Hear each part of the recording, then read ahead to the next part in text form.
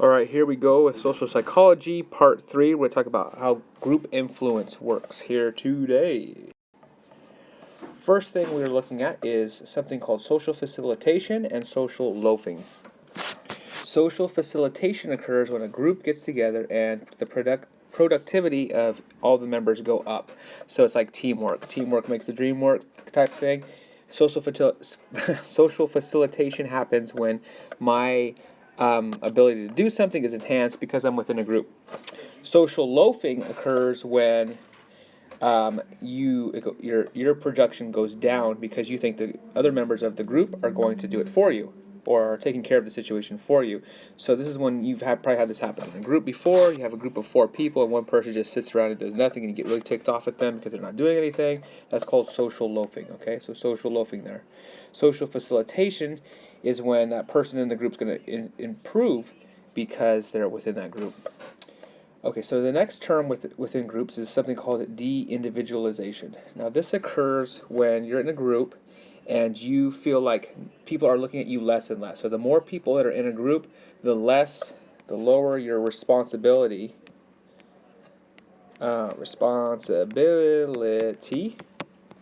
is. So your responsibility goes down with de-individualization. So the bigger the group, the lower the responsibility.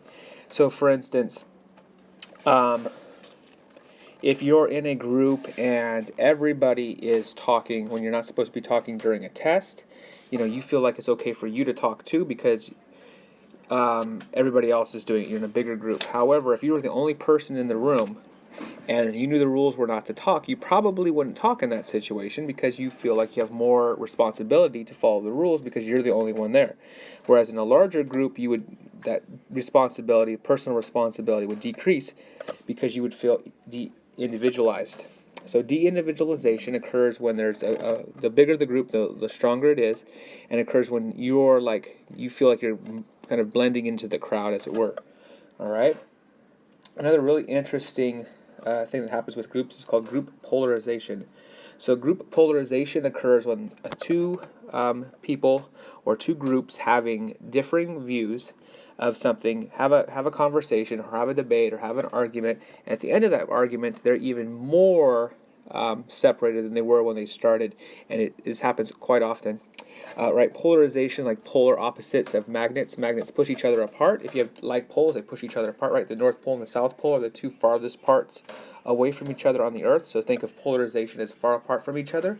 And group polarization occurs when you're having an argument or a discussion and you end up even farther apart than when you started. So for instance, if you're discussing whether you like or dislike the president and his or her policies, then group polarization, this happens a lot of times in politics because a lot of times we're very what's called polarized in our views, and if we talk about it, we become even more like entrenched in our views, and that's what these cable news programs and cable news stations, one of the byproducts of them is we're becoming a more polarized country because they have these arguments and you listen to one side or the other, and then you become even more polarized as a result. Another example would be if you're talking about prejudice or racism. If you are prejudiced against a certain group, talking about that afterwards, likewise, you're more likely to become even more prejudiced. So these are behaviors, right? Social psychology, we're talking about within groups, and so group polarization occurs when you're within that group and you tend to become even more strongly rooted in an opinion or a belief that you had previously. All right. Last 4 items that we need to talk about is, first is groupthink. Groupthink, the key with groupthink is harmony. Groupthink, and it usually has a charismatic leader, okay? Groupthink occurs when you want to keep harmony within a group. So for instance, classic example is the Bay of Pigs invasion with President Kennedy. Right after he became president, he came into office and he had a high approval rating, and came into office and he just started going along with everything that was going on, and then people just kept going along with him because they wanted to keep this good feeling going around. Right, everybody's happy. It's a new presidency. Everybody's kind of feeling good about themselves at the beginning of a new presidency, and everybody kind of just wanted to keep that feeling and keep that harmony around, when really it was probably a really bad plan all the way around. The Bay of Pigs invasion. The Bay of Pigs invasion, of course, is kind of a CIA sting, not really sting, but CIA operation to kind of get some Cuban rebels and kind of help support them, try to overthrow the Castro government in Cuba. And it was just, Castro knew about it. He was planning for us, and he just was a complete disaster. Lots of people died, and the U.S. was kind of left going, sorry, we didn't realize that we were doing that. So it was a bad situation. So groupthink usually has a charismatic leader that people just want to follow, people want to keep harmony with, and a lot of times because nobody's dissenting an opinion or sharing any other opinions, they just want to keep everything the same. Bad things can happen. It can also be good. Groupthink can also be good if, for instance, you're talking about like a recovery program or something like that, and you're trying to recover from some substance abuse like alcoholism. If you're all together in a group, and you to keep that harmony within the group, you'll continue acting with like the group that's trying to stop their substance abuse, and it can help you. So groupthink has positives and negatives, but you have to be careful of it. There's a difference between groupthink and conformity. Sometimes this is a confused term. Groupthink occurs when groupthink is harmonious, right? We keep that harmony, and conformity is just when you don't want to be different, so not different. So you do something so it's basically the reason that you do it. So groupthink occurs when you want to keep the harmony and you suppress any opinions. Conformity occurs because you don't want to stand out. You don't want to be different than the crowd, because there's this strong feeling that you need to be the same. All right, finally, moving on to the last couple. Here we go, is culture. Culture is has basically 4 ideas: the behavior, ideas, attitudes, and values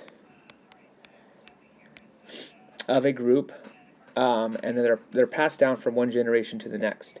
All right, so behaviors, ideas, attitudes, values, traditions. I forgot traditions. Traditions that are passed down from a group, from one generation to another.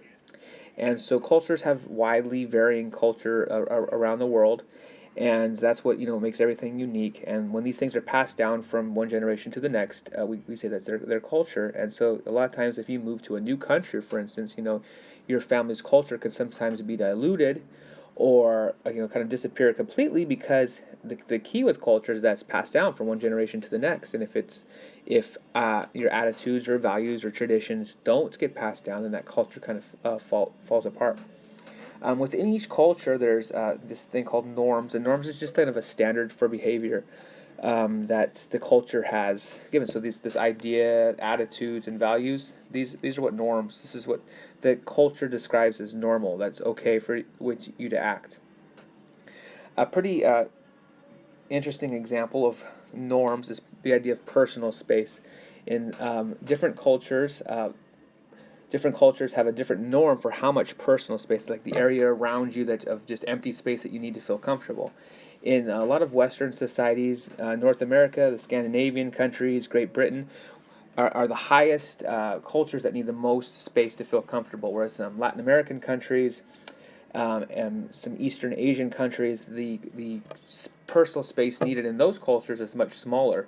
And so when you have two cultures that come together, for instance, somebody from Latin America or East Asia moves or comes in contact with somebody from a Western, like the United States, and they invade maybe the Western person's personal space, they get a little bit closer because in their culture it's acceptable for that, and in the other person's culture it's not. And so this is just one of these things that you have to understand, is that cultures have different norms, and you have to be able to deal with that. Okay, so another example of like personal of a norm would be in like Western society, we shake people's hand. In like Middle Eastern societies, oftentimes men greet each other with kisses, right? We saw that in the United States. In a lot of instances, we would think that might be out of norm, right? Whereas in the Middle East, it's very common. And that's about it for group norms and whatnot. And thank you.